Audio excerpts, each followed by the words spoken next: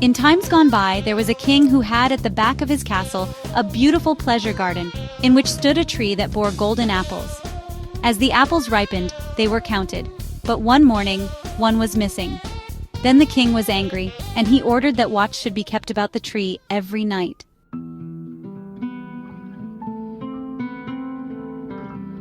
Now, the king had 3 sons, and he sent the eldest to spend the whole night in the garden.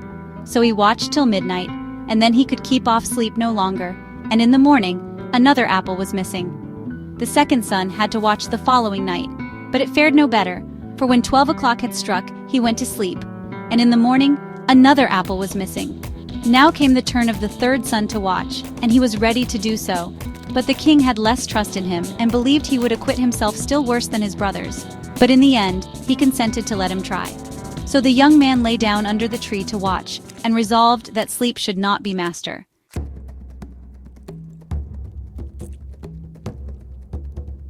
When it struck 12, something came rushing through the air, and he saw in the moonlight a bird flying towards him, whose feathers glittered like gold. The bird perched upon the tree and had already pecked off an apple, when the young man let fly an arrow at it. The bird flew away, but the arrow had struck its plumage, and one of its golden feathers fell to the ground. The young man picked it up, and taking it next morning to the king, told him what had happened in the night.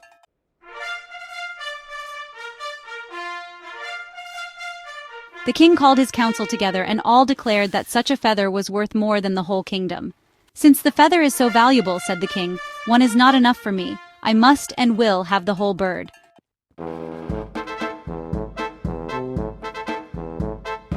So the eldest son set off, and relying on his own cleverness, he thought he should soon find the golden bird. When he had gone some distance, he saw a fox sitting at the edge of a wood, and he pointed his gun at him. The fox cried out, "Do not shoot me, and I will give you good counsel. You are on your way to find the golden bird, and this evening you will come to a village, in which 2 taverns stand facing each other. One will be brightly lighted up, and there will be plenty of merriment going on inside. Do not mind about that, but go into the other one, although it will look to you very uninviting."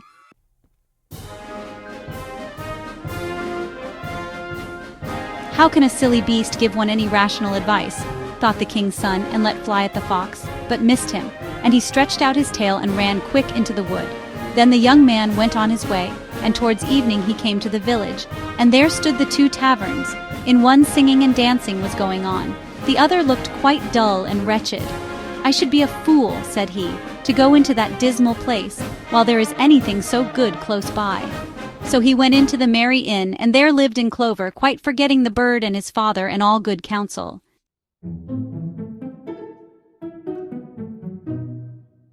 As time went on, and the eldest son never came home, the second son set out to seek the golden bird.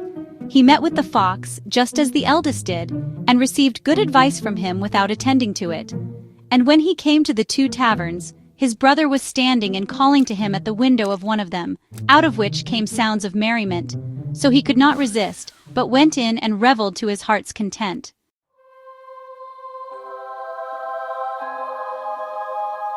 And then, as time went on, the youngest son wished to go forth and to try his luck, but his father would not consent. "It would be useless," said he. "He is much less likely to find the bird than his brothers, and if any misfortune were to happen to him, he would not know how to help himself. His wits are none of the best." But at last, as there was no peace to be had, he let him go.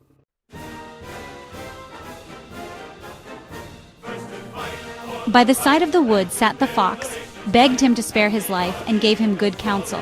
The young man was kind and said, "Be easy, little fox, I will do you no harm." "You shall not repent of it," answered the fox, "and that you may get there all the sooner, get up and sit on my tail." And no sooner had he done so than the fox began to run, and off they went over stock and stone, so that the wind whistled in their hair.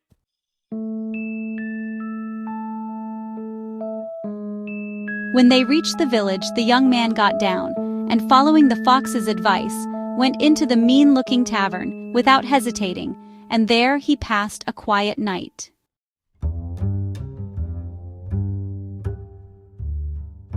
The next morning, when he went out into the field, the fox, who was sitting there already, said, "I will tell you further what you have to do.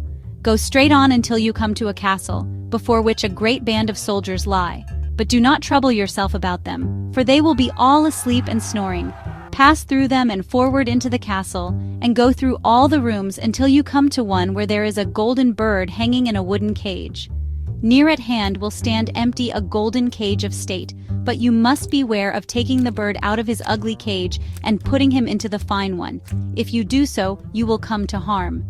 After he had finished saying this, the fox stretched out his tail again, and the king's son sat him down upon it. Then away they went over stock and stone, so that the wind whistled through their hair.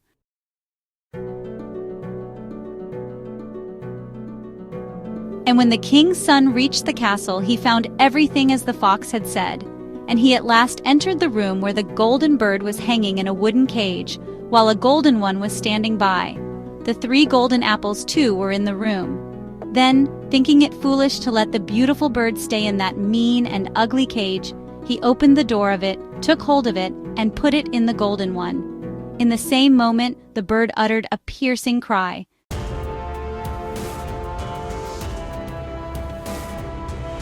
The soldiers awaked, rushed in, seized the king's son, and put him in prison.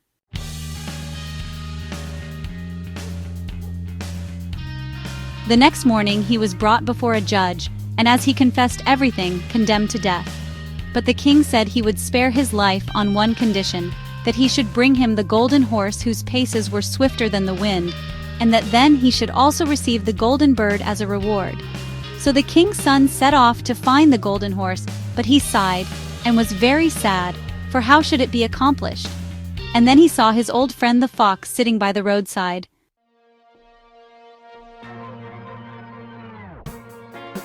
"Now you see," said the fox, "all this has happened because you would not listen to me. But be of good courage, I will bring you through, and will tell you how you are to get the golden horse. You must go straight on until you come to a castle, where the horse stands in his stable.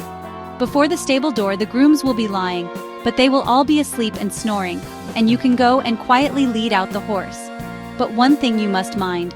Take care to put upon him the plain saddle of wood and leather, and not the golden one which will hang close by. Otherwise it will go badly with you."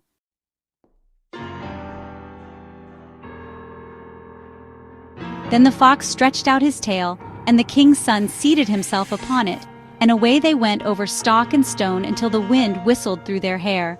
And everything happened just as the fox had said, and he came to the stall where the golden horse was. And as he was about to put on him the plain saddle, he thought to himself, "Such a beautiful animal would be disgraced were I not to put on him the good saddle, which becomes him so well."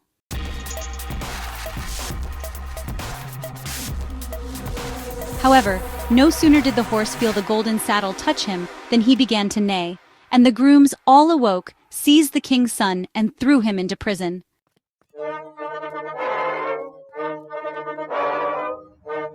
The next morning he was delivered up to justice and condemned to death, but the king promised him his life, and also to bestow upon him the golden horse, if he could convey thither the beautiful princess of the golden castle.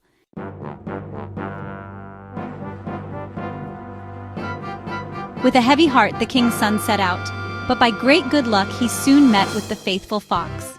"I ought now to leave you to your own ill luck," said the fox, "but I am sorry for you, and will once more help you in your need. Your way lies straight up to the golden castle. You will arrive there in the evening, and at night, when all is quiet, the beautiful princess goes to the bath. And as she is entering the bathing house, go up to her and give her a kiss. Then she will follow you, and you can lead her away. But do not suffer her first to go and take leave of her parents, or it will go ill with you." Then the fox stretched out his tail. The king's son seated himself upon it, and away they went over stock and stone, so that the wind whistled through their hair.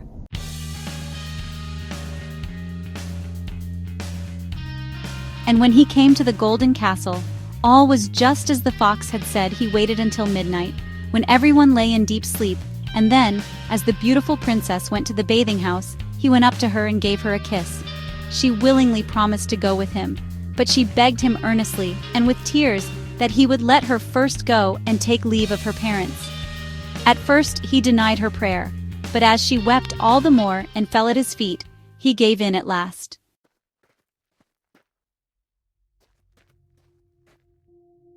And no sooner had the princess reached her father's bedside than he, and all who were in the castle, woke up, and the young man was seized and thrown into prison. The next morning the king said to him, "Thy life is forfeit, but thou shalt find grace if thou canst level that mountain that lies before my windows, and over which I am not able to see. And if this is done within 8 days, thou shalt have my daughter for a reward." So the king's son set to work, and dug and shoveled away without ceasing. But when, on the 7th day, he saw how little he had accomplished, and that all his work was as nothing, he fell into great sadness and gave up all hope.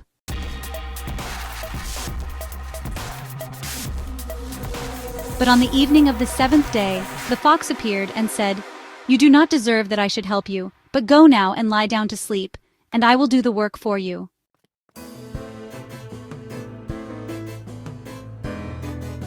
The next morning when he awoke and looked out of the window, the mountain had disappeared.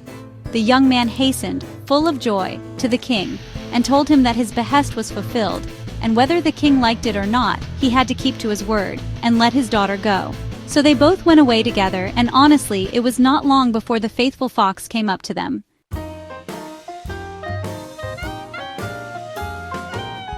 "Well, you have got the best first," said he. "But you must know the golden horse belongs to the princess of the golden castle." "But how shall I get it?" asked the young man.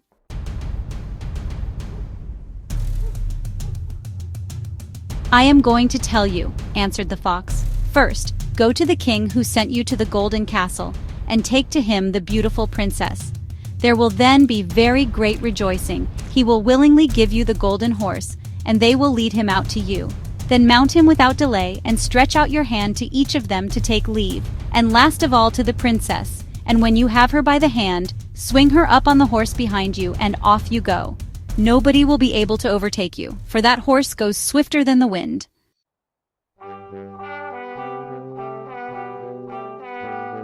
And so it was all happily done, and the king's son carried off the beautiful princess on the golden horse. The fox did not stay behind, and he said to the young man, "Now I will help you to get the golden bird. When you draw near the castle where the bird is, let the lady alight, and I will take her under my care. Then you must ride the golden horse into the castle yard, and there will be great rejoicing to see it, and they will bring out to you the golden bird. As soon as you have the cage in your hand, you must start off back to us, and then you shall carry the lady away."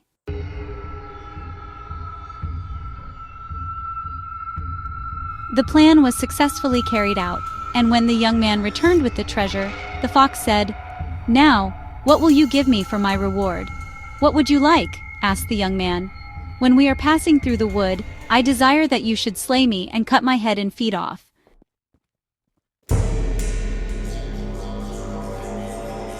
"That were a strange sign of gratitude," said the king's son, "and I could not possibly do such a thing." Then said the fox, "If you will not do it, I must leave you. But before I go, let me give you some good advice. Beware of 2 things. Buy no Gallows-Meat, and sit at no Brook-Side." With that the fox ran off into the wood.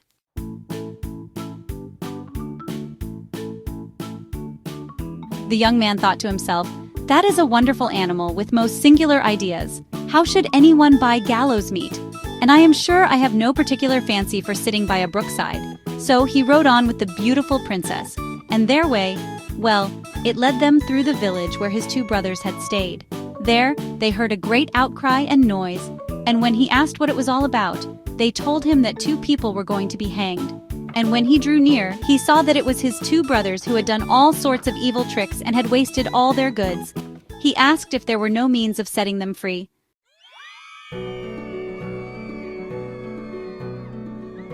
"Oh yes, if you will buy them off," answered the people. "But why should you spend your money in redeeming such worthless men?" But he persisted in doing so, and when they were let go, they all went on their journey together. After a while, they came to the wood where the fox had met them first, and there it seemed so cool and sheltered from the sun's burning rays that the 2 brothers said, "Let us rest here for a little by the brook, and eat and drink to refresh ourselves."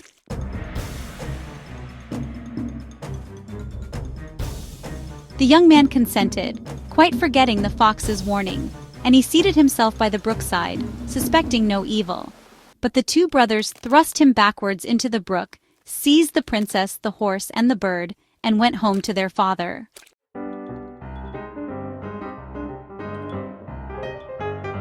Is not this the golden bird that we bring? And we have also the golden horse and the princess of the golden castle. Then there was great rejoicing in the royal castle, but the horse did not feed, the bird did not chirp, and the princess sat still and wept.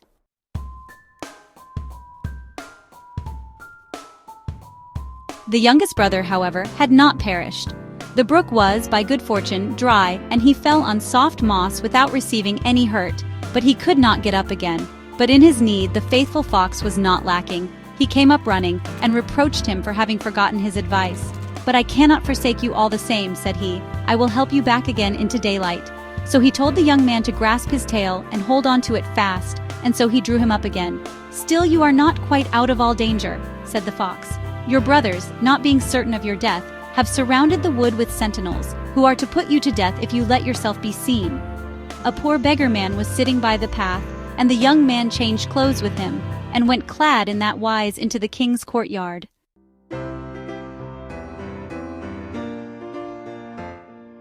Nobody knew him, but the bird began to chirp, and the horse began to feed, and the beautiful princess ceased weeping. "What does this mean?" said the king, astonished. The princess answered, "I cannot tell except that I was sad, and now I am joyful. It is to me as if my rightful bridegroom had returned."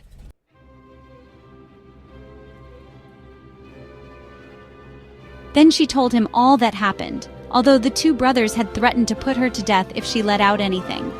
The king then ordered every person who was in the castle to be brought before him, and with the rest came the young man like a beggar in his wretched garments. But the princess knew him and greeted him well, falling on his neck and kissing him. The wicked brothers were seized and put to death, and the youngest brother was married to the princess and succeeded to the inheritance of his father.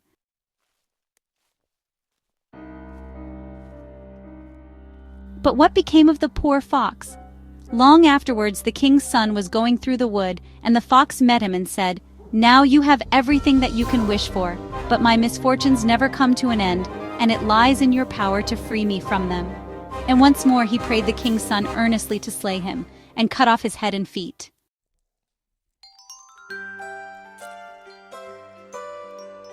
So at last he consented, and no sooner was it done than the fox was changed into a man, and was no other than the brother of the beautiful princess, and thus he was set free from a spell that had bound him for a long, long time. And now, indeed, there lacked nothing to their happiness as long as they lived.